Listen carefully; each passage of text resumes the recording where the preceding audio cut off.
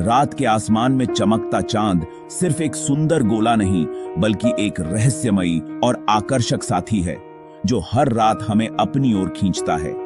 यह पृथ्वी का सबसे करीबी और वफादार साथी है जो हमेशा हमारे साथ रहता है, चाहे हम कहीं भी हों। सदियों से कवियों और कहानीकारों ने इसे अपनी कल्पनाओं में जगह दी है और चांद ने इंसानों की भावनाओं को गहराई से छुआ है। हम सब ने बचपन में इसे देखकर सपने बुने हैं, कहानियां सुनी हैं और कई बार चांद से अपनी बातें भी की हैं। चांद और पृथ्वी का रिश्ता सिर्फ कहानियों तक सीमित नहीं है, बल्कि यह रिश्ता विज्ञान में भी उतना ही महत्वपूर्ण है। वैज्ञानिकों के लिए भी चांद हमेशा जिज्ञासा का विषय रहा है और इसकी अहमियत को समझना हमारे लिए जरूरी है।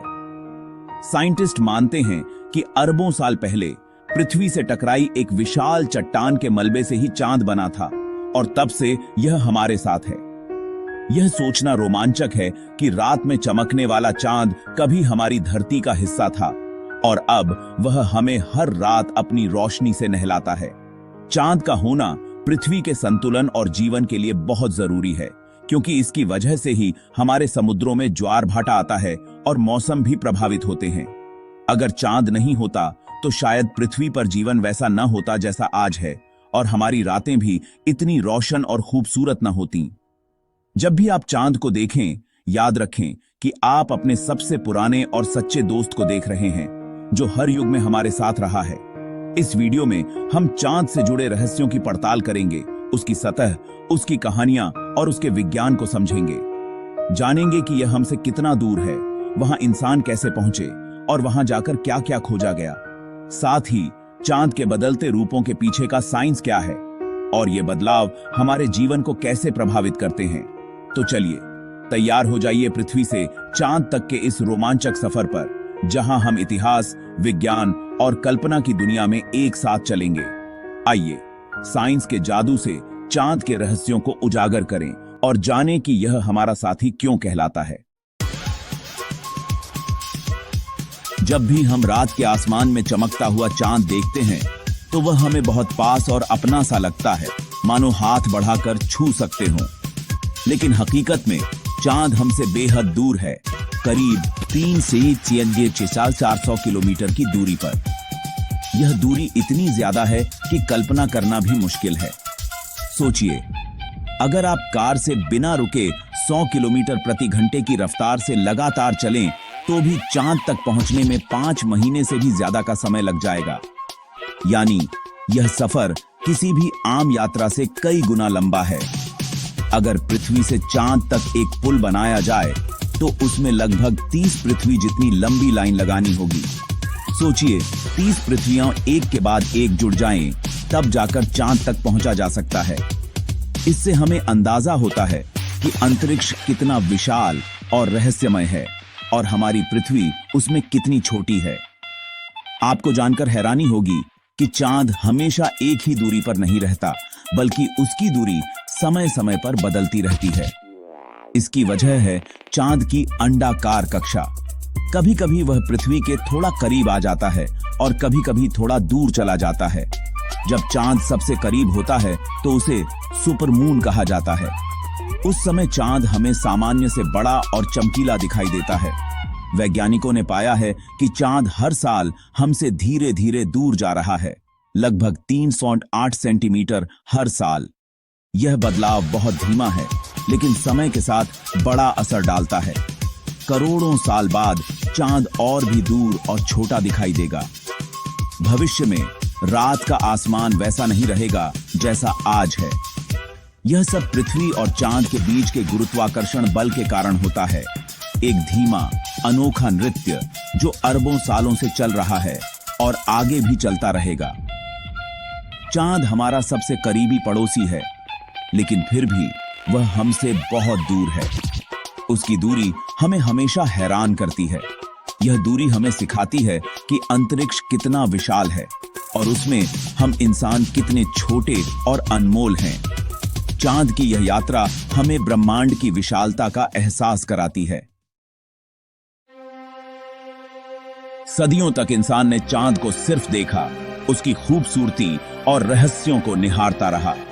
चांद हमेशा से इंसान की कल्पना, कहानियों और कविताओं का हिस्सा रहा है, लेकिन वहां तक पहुंचना एक सपना ही था। लेकिन 20वीं सदी में विज्ञान ने इंसान के सपनों को हकीकत में बदलना शुरू कर दिया। वैज्ञानिकों और इंजीनियरों ने मिलकर ऐसी तकनीकें विकसित की जिनसे अंतरिक्ष की दूरियां कम होने लगी। इसी दौरान अमेरिका और सोवियत संघ के बीच स्पेस रेस शुरू हुई, जिसमें दोनों देश चांद पर पहुंचने की होड़ में थे। यह मुकाबला सिर्फ तकनीकी श्रेष्ठता का नहीं, बल्कि इंसानी जिज्ञासा और साहस का भी था। 20 जुलाई 1959 को अपोलो 11 मिशन के नील आर्मस्ट्रांग ने चांद पर पहला कदम रखा। यह एक इंसान के लिए छोटा, लेकिन मानवता के लिए विशाल छलांग है। यह पल इतिहास में हमेशा के लिए दर्ज हो गया। उनके साथ बज एल्ड्रिन भी चांद पर उतरे। दोनों ने मिलकर चांद की सतह पर कई प्रयोग किए और वहां की जमीन को करीब से देखा। पूरी दुनिया ने इस ऐतिहासिक पल को टीवी पर देखा।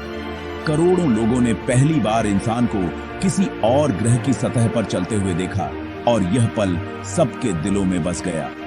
अपोलो 11 का मकसद सिर्फ झंडा लगाना नहीं था, बल्कि विज्ञान के लिए नई खोजें करना भी था। अंतरिक्ष यात्रियों ने चांद की मिट्टी और चट्टानों के नमूने इकट्ठे किए ताकि वैज्ञानिक पृथ्वी पर उनका अध्ययन कर सकें। उन्होंने वैज्ञानिक उपकरण लगाए, चांद की सतह की जांच की और वहां की तस्वीरें ली, जिससे हमें चांद के बारे में और गहराई से जानने का मौका मिला। इन नमूनों से हमें चांद की उम्र, बनावट और इतिहास के बारे में अहम जानकारी मिली। वैज्ञानिकों ने इन पर वर्षों तक रिसर्च की, जिससे चांद की उत्पत्ति और विकास के रहस्य खुल सके। कुल मिलाकर 12 अंतरिक्ष यात्री चांद की सतह पर चल चुके हैं। हर मिशन ने नई जानकारी और अनुभव जोड़े। यह मिशन साबित करता है कि इंसान की हिम्मत, जिज्ञासा और मेहनत से कुछ भी असंभव नहीं है। चांद पर पहला कदम मानव इतिहास की सबसे बड़ी उपलब्धियों में से एक है। हर रात चांद का आकार बदलता है, कभी पूरा गोल, कभी गायब, कभी हंसिए जैसा। इन बदलते रूपों को चंद्रमा की कलाएं कहते हैं। असल में चांद का अपना कोई प्रकाश नहीं है, वह सूरज की रोशनी को परावर्तित करता है। चांद पृथ्वी के चारों ओर घूमता है और सूरज, पृथ्वी, चांद की स्थिति बदलती रहती है। जब चांद पृथ्वी और सूरज के बीच होता है तो उसका रोशन हिस्सा हमारी तरफ नहीं होता। इसे अमावस्या कहते हैं। जैसे जैसे चांद अपनी कक्षा में आगे बढ़ता है, उसका रोशन हिस्सा दिखने लगता है। 15 दिन बाद पूरा चांद यानी पूर्णिमा दिखता है। यह चक्र लगभग 29 दिन में पूरा होता है। इसलिए हमारे कैलेंडर में महीने लगभग 30 दिन के होते हैं। अगली बार जब आप चांद का बदलता आकार देखें तो जानिए कि आप पृथ्वी, चांद और सूरज के एक खूबसूरत नृत्य को देख रहे हैं। दूर से चांद चिकना दिखता है, लेकिन असल में उसकी सतह ऊबड़-खाबड़ और महीन धूल से ढकी है, जिसे रेगोलिथ कहते हैं। चांद पर अनगिनत गड्ढे हैं, क्रेटर्स, जो उल्कापिंडों के टकराने से बने हैं। पृथ्वी पर ऐसे गड्ढे मिट जाते हैं, लेकिन चांद पर अरबों सालों से वैसे ही हैं। काले धब्बे, जिन्हें मारिया कहते हैं, असल में सूखे लावा के मैदान हैं, न कि पानी के समुद्र। अरबों साल पहले लावा इन गड्ढों में भर गया और ठंडा होकर समतल मैदान बना। चांद पर न हवा है, न पानी, न मौसम। दिन में तापमान 27 डिग्री सेल्सियस तक, रात में 110 से 33 डिग्री सेल्सियस तक पहुंच जाता है। इस कठोर वातावरण के कारण चांद एक शांत, स्थिर और वीरान दुनिया है। क्या चांद पर जीवन है? साइंस कहता है नहीं। वहां न हवा है, न पानी, न कोई जीव। अपोलो मिशन के दौरान वहां जीवन का कोई संकेत नहीं मिला। चांद की सतह पूरी तरह निर्जीव है। हाल ही में साइंटिस्टों ने चांद के ध्रुवीय क्षेत्रों में बर्फ के रूप में पानी खोजा है। ये ठंडे गड्ढे सूरज की रोशनी से बचे रहते हैं। बर्फ का मिलना जीवन की संभावना को थोड़ा बढ़ाता है, लेकिन अभी तक वहां कोई माइक्रोब भी नहीं मिला। भविष्य में यही पानी इंसानों के लिए चांद पर रहना संभव बना सकता है। चांद सिर्फ रात की खूबसूरती नहीं बढ़ाता, बल्कि पृथ्वी के लिए रक्षक भी है। उसका ग्रेविटी पृथ्वी के झुकाव को स्थिर रखता है, जिससे मौसम संतुलित रहते हैं। अगर चांद न होता तो मौसम बहुत एक्सट्रीम होते और जीवन का पनपना मुश्किल हो जाता। चांद के कारण ही समुद्रों में ज्वार भाटा आता है, जो समुद्री जीवन के लिए जरूरी है। चांद कई उल्कापिंडों को अपनी ओर खींचकर पृथ्वी की रक्षा भी करता है। हमारा चांद चुपचाप धरती का संतुलन और सुरक्षा बनाए रखता है। 50 साल बाद इंसान फिर से चांद पर लौटने की तैयारी कर रहा है। इस बार मकसद सिर्फ झंडा लगाना नहीं, बल्कि वहां रहना और काम करना है। नासा का आर्टेमिस मिशन पहली महिला और पहले अश्वेत व्यक्ति को चांद पर भेजेगा और वहां एक स्थायी बेस बनाने की योजना है। गेटवे नामक स्पेस स्टेशन चांद की कक्षा में बनेगा, जिससे वहां आना जाना आसान होगा। भारत, चीन और कई देश भी अपने मिशन भेज रहे हैं। भारत का चंद्रयान 3 चांद के दक्षिणी ध्रुव पर सफलतापूर्वक उतरा। चांद पर बर्फ के रूप में पानी और हीलियम 3 जैसे तत्व भविष्य में बहुत काम आ सकते हैं। चांद पर वापसी मानवता के लिए एक नया चैप्टर है। पृथ्वी से चांद तक का सफर दिखाता है कि ब्रह्मांड कितना विशाल और रहस्यमयी है। चांद, जो हमें छोटा सा दिखता है, असल में एक पूरी दुनिया है।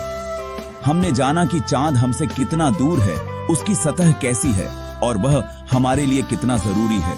इंसानी जिज्ञासा और हिम्मत ने हमें वहां तक पहुंचाया। साइंस हमें सवाल पूछने और जवाब खोजने की प्रेरणा देता है। क्या हम चांद पर बस्तियां बसा सकते हैं? क्या वहां के रिसोर्सेज से मानवता को फायदा होगा? चांद तक पहुंचना हमारी यात्रा की शुरुआत है। अभी पूरा ब्रह्मांड खोजा जाना बाकी है।